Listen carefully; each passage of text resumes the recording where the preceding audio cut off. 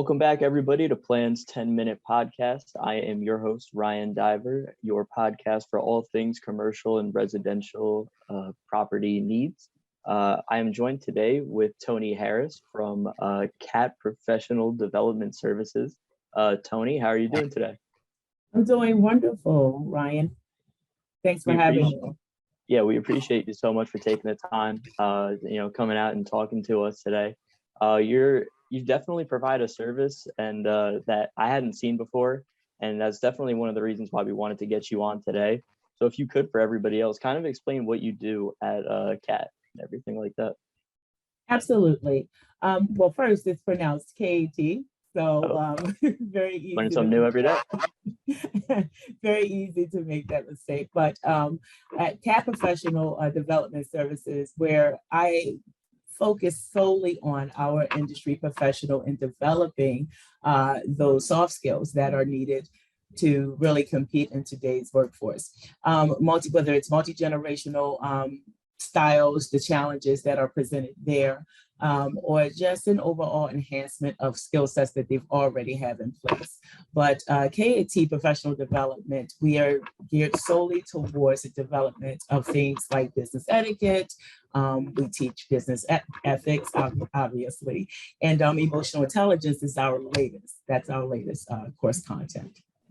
Yeah, and that was one of the things when I was, doing a little background research on you and everything that you guys do at KAT.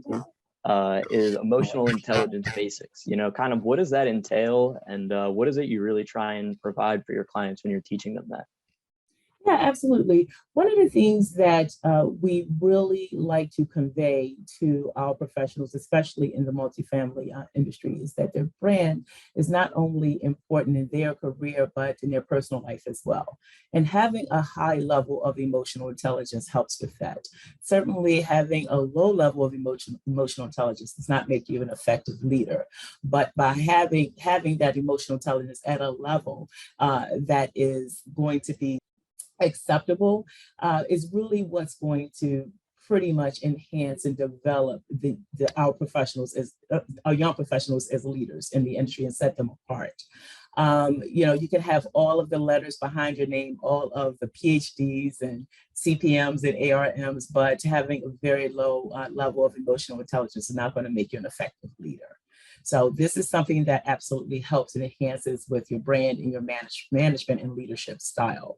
And it's happening pretty much across all generations, where there are some generations that have been in the workforce for quite some time, and they're having to go back and improve on emotional intelligence. Emotional intelligence can be improved on, and that's a misconception that some have. It's like, oh, okay, if you're set in your ways, there's no way that you can be seen as, having a high level of emotional intelligence if you actually had a low level at one point in time. But that's not the case anymore.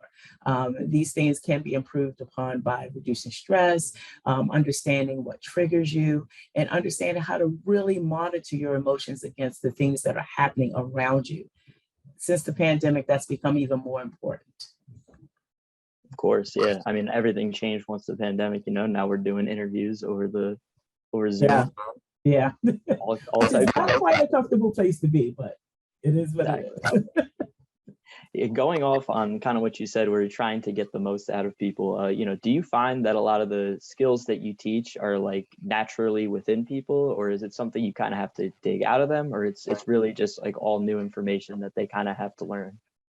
I'm finding that it's a combination of things, Ryan. I'm finding that leadership styles, they vary from depending on pretty much your place at the table, your seat at the table, whether you are aspiring to be in the room amongst decision makers and being a part of that, or just being a leader from behind. The leadership style, regardless of where you sit, is very important. And I'm starting to see that there are some things that we never thought that we would tap into. There's that, could be that introverted leader who never thought that he would be the one that would be leading the group in a presentation, or, that extrovert who never thought that they would be the one who they were asked to lead from behind, not be upfront so much. But developing leadership styles that truly reflect who you are and what you stand for, this is very, very important to our next generation of leaders. Yeah, awesome. I mean, I think the last thing I'm trying to, understand is, I guess, like in day to day, right? Like, how are the things that you teach like every day going to, affect their everyday work life? Yeah, absolutely. Whether it is how to just stand and greet your customers, customer engagement, having customer experience over customer service. Customer service is seen as please and thank you, right? But the customer experience is truly how you're leaving your customers, that experience that you're giving them. Are you leaving them better than how you met? Are you leaving them with a sense of purpose? Are you leaving them creating a sense of loyalty? So I teach that level of customer service and how to use emotional intelligence to enhance those experiences. Emotional intelligence taps right into the core, the heart of that customer experience, leaving someone feeling like they are important, that they do matter, that they truly are your customer. That's going to build loyalty and that's going to be sustainable for any organization. And it also definitely taps right back into those soft skills, standing and greeting someone, making sure that you are treating each other with that level of respect, honoring, identifying customers' needs, identifying behavior, buying behaviors, and things of that nature. So I can pretty much go off on a tangent about that, but it's really tapping into that leadership style that's going to really reflect. Yeah, you said a tagline there I liked a lot, and I know it's something that we focus on as well here at Plan, where it's like leaving people better than you found them, right? Like Yes, making sure that when they bring you on, that there is a noticeable difference, and everybody can feel kind of the difference that you bring to a lot of people. Um, absolutely.